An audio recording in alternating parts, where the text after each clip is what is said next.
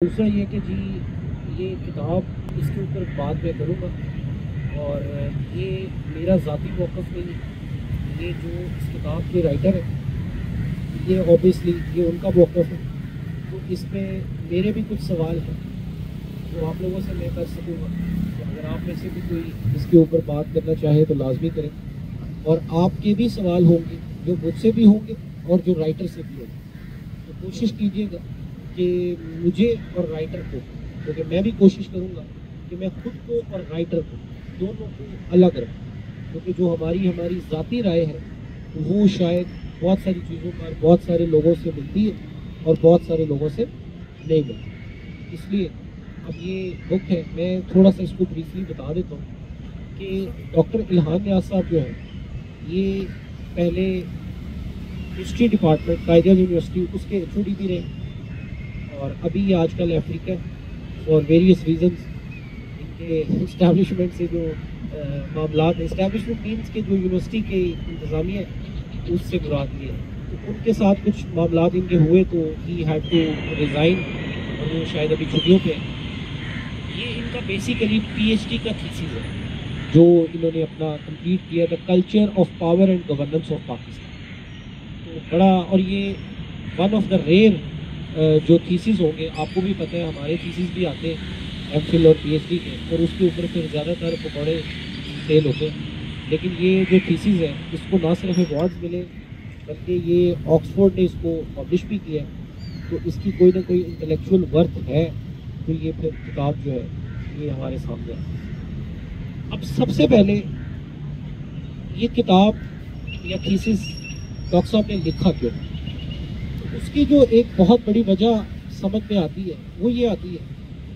کہ پاکستان کے اندر آج جو مسائل آپ لوگوں کو فیس کرنے پڑ رہے ہیں، چاہے وہ جوڈیشری کا ادارہ ہے،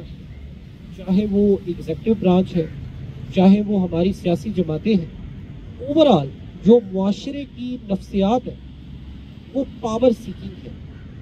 ہم میں سے بہت سارے جو لوگ ہیں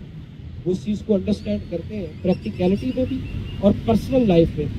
کہ پاور اس سوسائٹی کے اندر کس حد تک جو ہے وہ ڈیپلی انٹریچ ہے، چاہے ادارے ہوں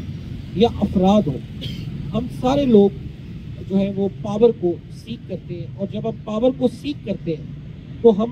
لا کو بھی ابیوز کرتے ہیں، پھر ہم جتنے بھی سیٹ نارمز ہیں ان کو بھی بریک کرتے ہیں، چاہے وہ جمہوری اصول ہے، چاہے وہ قانون ہے، ان تمام چیزوں کو ہم لوگ کراس کرتے ہیں، اور یہ چیزیں ہمیں اپنے اداروں کے جو رویے ہیں،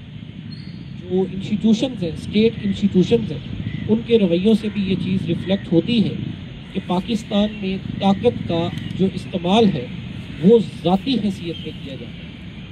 جو بھی شخص پاور میں آتا ہے اس کی کوشش ہوتی ہے کہ وہ جو لاز موجود ہیں ان کو اس طرح سے ٹوسٹ کرے، ان طرح سے ان کو بریک کرے کہ وہ اس میں سے اپنا جو ذاتی مفاد ہے وہ نکال سکے۔ تو یہ اس طرح کے پیٹرن بار بار بار بار ریپیٹ ہوتے ہیں۔ اب آپ میں سے جو دوست بھی جن کی ایج ابھی 24 25 کے قریب ہے، تو ان سے اگر میں اپنی ایج کا ایکسپیرینس کروں تو آئی ایم 34 ناؤ، تو جب ہم لوگوں نے آپ کی طرح 2010-11 میں،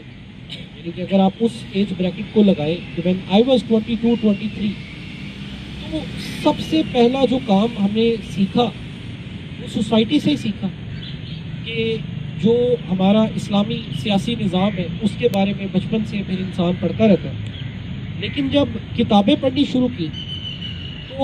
جو کتاب پڑھنی شروع کی وہ کہہ لیں کہ اب آ کے پتہ چلا ہے، تب نہیں پتہ چلا تھا کہ وہ کتاب جو تھی وہ بھی آئیڈیالوجیکلی کہہ لیں کہ کتابیں تھیں وہ لکھی گئیں وہی ہم نے پڑھی، جس میں جمہوریت، لبرلزم، آزادی، یہ چیزیں۔ تو 10 سال تک مجھے یہ وہم رہا کہ اگر پاکستان کا سب سے بڑا مسئلہ جو ریاست اور اداروں کا ہے، شاید اس کا حل جو ہے وہ سیکولرزم میں ہے، شاید اس کا حل ڈیموکریسی میں ہے، اور شاید اس جو بھی ماڈرن ڈیموکریٹک تھیوری ہے وہ ساری کی ساری اگر پاکستان میں امپلیمنٹ ہو جائے تو شاید پاکستان کے مسئلے نکل آئیں، حل ہو جائیں گے۔ جیسے آج بھی آپ لوگ ڈان اخبار پڑھتے ہیں یا مختلف اسکالرس کو سنتے ہیں تو جو زیادہ تر سلوشنز آتے ہیں وہ جمہوریت کی بنیاد پر مبنی ہوتے ہیں اور وہ رول آف لا کی بنیاد پر مبنی ہوتے ہیں. تو میں نے بھی آپ میں سے بھی نوجوان ابھی تھوڑا آئیڈیلزم میں ہوں گے تو ان کی طرح میں نے بھی 5-7 سال جو ہے اپنے ذہن میں یہ ببل بنائے رکھا اور میں نے کتابیں پڑھتا رہا. لیکن یہ جو کتاب آئی اس نے میرا سارا سوچنے کا جو اینگل ہے وہ چینج کر. کیونکہ کبھی کبھی ہم چھوٹی عمر میں کنکلوژنز تو بنا لیتے ہیں, ہمیں یہ پتہ ہوتا ہے کہ یہ چیز ایسے ہے, لیکن اس کے پیچھے کا ہوم ورک ہے وہ شاید نہیں ہوتا. تو میری یہ کم علمی تھی کہ میں نے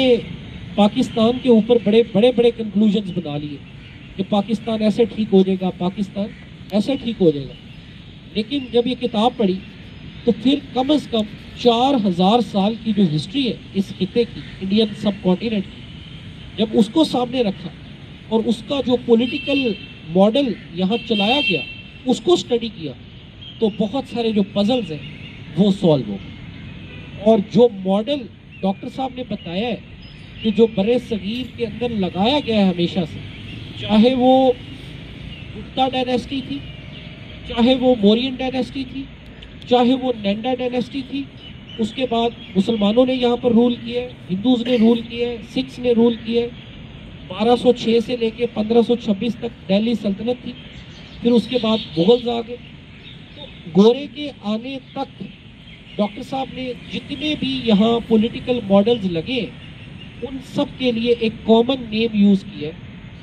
کانٹیننٹل بیوروکریٹک امپائر. یعنی کہ سب کانٹیننٹ کو وہ کہتے ہیں کہ یہ رول ہوا ہے ایک ماڈل کے تحت, اور وہ ماڈل ہے کانٹیننٹل بیوروکریٹک امپائر.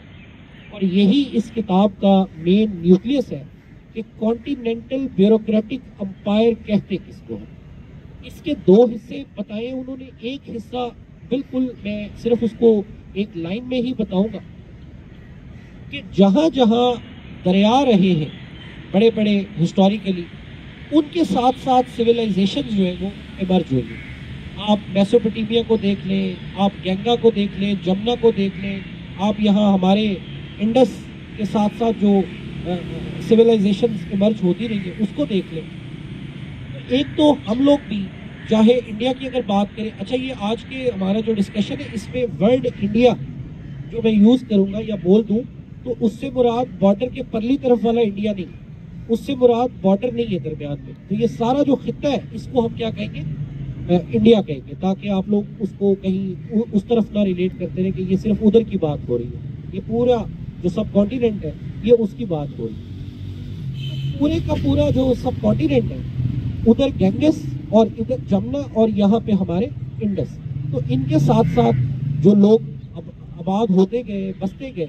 پھر ان کے لیے ڈاکٹر صاحب نے ورڈ یوز کیا کہ یہ بن گئی کانٹیننٹل بیوروکریٹک امپائر. اب آتے ہیں اصل مدعے کی طرف کہ کانٹیننٹل بیوروکریٹک امپائر اس کے کریکٹرسٹکس کیا ہیں, جو آج 2024 میں جب میں اور آپ یہاں بیٹھے ہیں تو آپ کو بہت اچھے سے سمجھ آئے گی کہ پاکستان ایسا کیوں ہے, اور ہم بار